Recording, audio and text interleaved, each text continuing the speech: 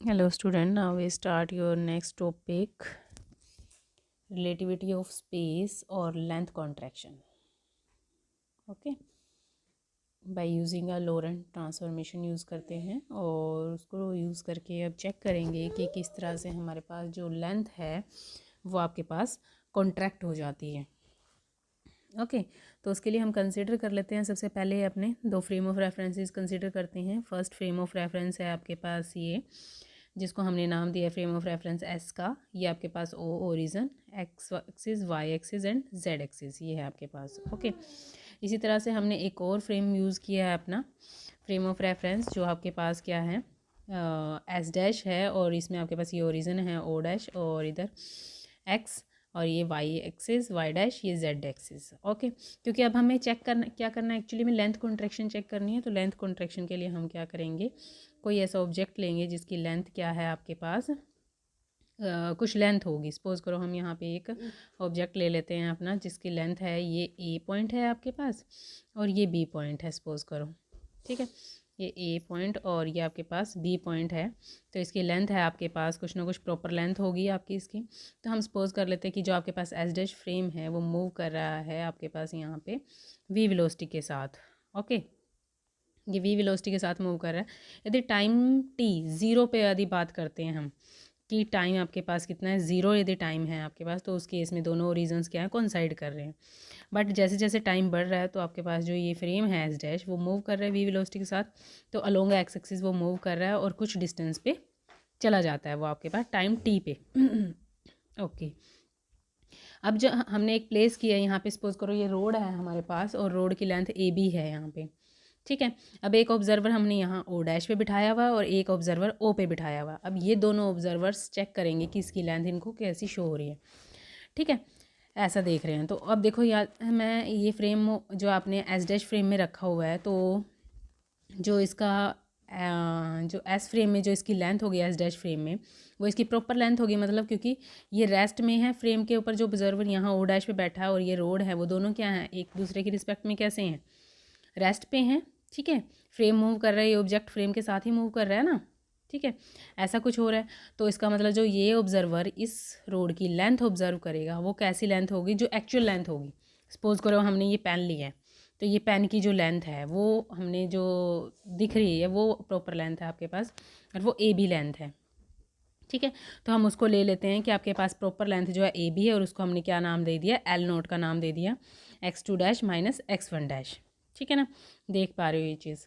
Okay अब यदि हमें इसकी ये एक्स टू डैश मतलब क्या है आपके पास, यहाँ तक का डिस्टेंस माइनस ये जो आपने गैलीलियन ट्रांसफॉर्मेशन में भी चेक किया था ना कि लेंथ में कोई चेंज आता है, तो उसके लिए लेंथ जैसे निकाली, प्रॉपर लेंथ तो उसी तरीके से निकल रही है, जस्ट हमें लॉरेंट्स को ट्रांसफॉर्मेशन यूज़ करनी है बाद में। तो इसी तरह से यदि एस फ्रेम के अकॉर्डिंग चेक करूँगी तो आपके पास ये वाला डिस्टेंस और ये डिस्टेंस, इन दो डिस्टेंसेस का डिफरेंस लेना पड़ेगा। तो सपोज कर लेते हैं वो जो डिस्टेंस आपके पास क्या है वो एल है। अभी हमें नहीं पता कि वो सेम आएगा या अलग आएगा, तो हम उसको एल मान लेते हैं। ठीक है, एस को एल नोट माना था एस डैश फ्रेम में जो डिस्टेंस था, और एल उसको मान लेते हैं जो आपके पास यहाँ पे एस फ्रेम के अकॉर्डिंग आ रहा है, उसको एल मान लिया हमने। ओके तो हमें पता है कि जो लॉरेंट ट्रांसफॉर्मेशन है आपकी, according to Lorentz's transformation, Lorentz transformation के अकॉर्डिंग आपको पता है कि जो कोऑर्डिनेट है एक्स वन डैश यदि हमें लिखना है तो वो किसके इक्वल आएगा आपके पास, वो आएगा आपके पास X one minus V T one under root one minus V square by C square. इसी तरह से आपके पास जो एक्स टू कोऑर्डिनेट आएगा वो भी इसी तरह से X two minus V T two by one minus V square by C square, यही आएगा। ठीक है, अब दोनों का डिफरेंस लेना है, एक्चुअली हमें लेंथ निकालने के दोनों का डिफरेंस लेंगे, तो इन दोनों का डिफरेंस लेना है। ठीक है, नीचे वाली टर्म आपके पास सेम है तो दोनों में एलसीएम आ जाएगी और ऊपर वाला डिफरेंस करेंगे तो ये टर्म आ गया आपके पास X two minus X one. ये है क्या, एक्चुअली में आपने इसको एल कंसिडर किया था और X two dash minus X one को क्या कंसिडर किया था आपने, एल नोट कंसिडर किया था। ठीक है, अब देखो यदि मैं ऐसा लेके चलूँ कि आपने ऑब्जर्वर जो और ओ डैश पे जो ऑब्जर्वर बिठाए हैं ओरिजन्स पे, वो कुछ इस तरह से बिठाए हैं कि वो एक ऑब्जर्वर सेम टाइम जैसे चल रहा है उस टाइम में, मतलब दोनों में टाइम सेम ही है। ठीक है, और जो है आपके पास कोई एस पे जो ऑब्जर्वर बैठा है, एस फ्रेम में ओड पे जो ऑब्जर्वर बैठा है, वो ईजिली एस डैश फ्रेम में देख पा रहा है कि कैसा हो रहा है, ठीक है। दैट मीन्स जो टाइम रहेगा, टाइम वो कैसा रहने वाला है, वो सेम रहने वाला है, T2 और T1 सेम रहेगा, तो ये डिफरेंस तो क्या आ जाएगा, 0 आ जाएगा यदि टाइम सेम रहेगा। तो ये चीज़ आएगी आपके पास। अब आपने इसको क्या लिया है, L नोट लिया है, इसको L लिया है, ठीक है। ये इधर मल्टीप्लाई होगा तो हो जाएगा L naught √1 - v square c square, ठीक है ना, ऐसा ही होगा ना। यहाँ पे यदि हम इसे लिखें तो यहाँ पे क्या लिख सकते हैं, यहाँ पे ये आपके पास कितना हो जाएगा, L naught equals to L by √, ये टर्म आएगी आपके पास 1 - v square by c square, ठीक है। अब इसको इधर क्रॉस मल्टीप्लाई करवाएंगे तो L इक्वल्स टू आ जाएगा ना L नोट दिस, ठीक है। ये हो रहा है आपके पास। अब देखो जो L नोट है, अब मैंने लास्ट जो करवाया था आपको टॉपिक, उसमें भी बताया था कि जो ये टर्म है 1 बाय में 1 - v square by c square जो है ये टर्म है, वो ग्रेटर देन 1 होती है। ये टर्म मैंने आपको पहले भी बताया था, ठीक है। यदि ये ग्रेटर देन 1 है आपके पास, तो इसका मतलब जो L है,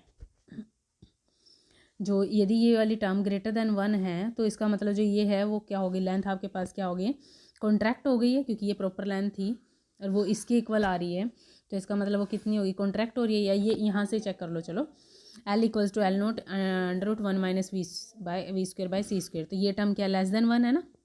अब कोई क्वांटिटी लेस देन 1 से मल्टीप्लाई हो रही होगी तो वो कम हो रही होगी ना क्वांटिटी, ये चेक कर सकते हो आप यदि ईजिली देख पा रहे हो तो, ठीक है ना। तो ये आपके पास क्वांटिटी कैसी हो जाएगी, कम हो जाएगी, ठीक।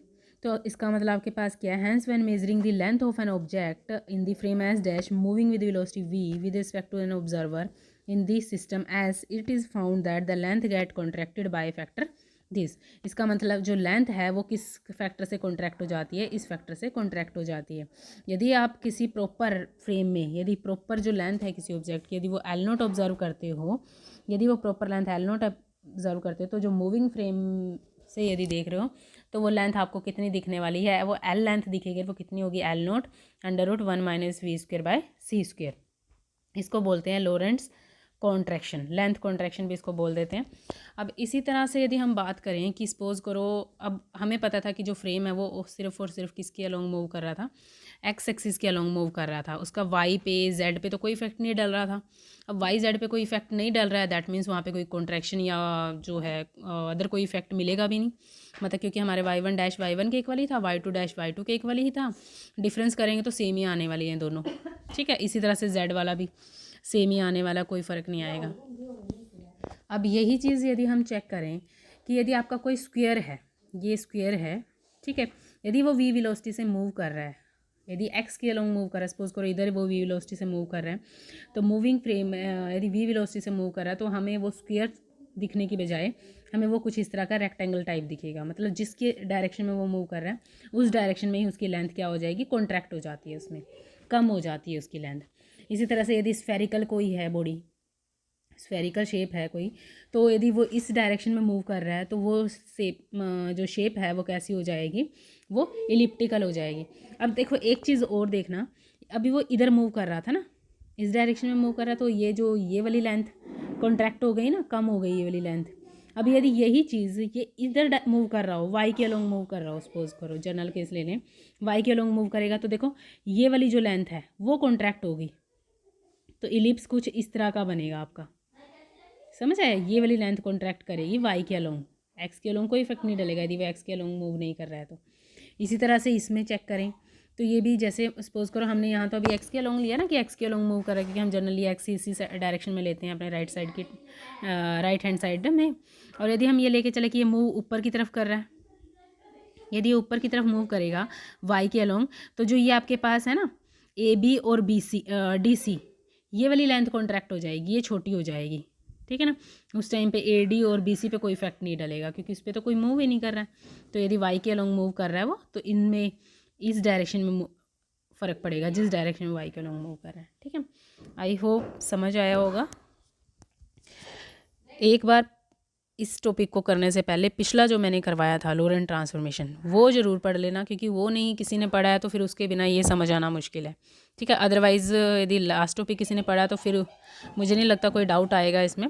फिर भी किसी को कोई डाउट है तो वो पूछ सकता है, बच्चे मैसेज कर सकते हैं आप, ठीक है। Okay, thank you.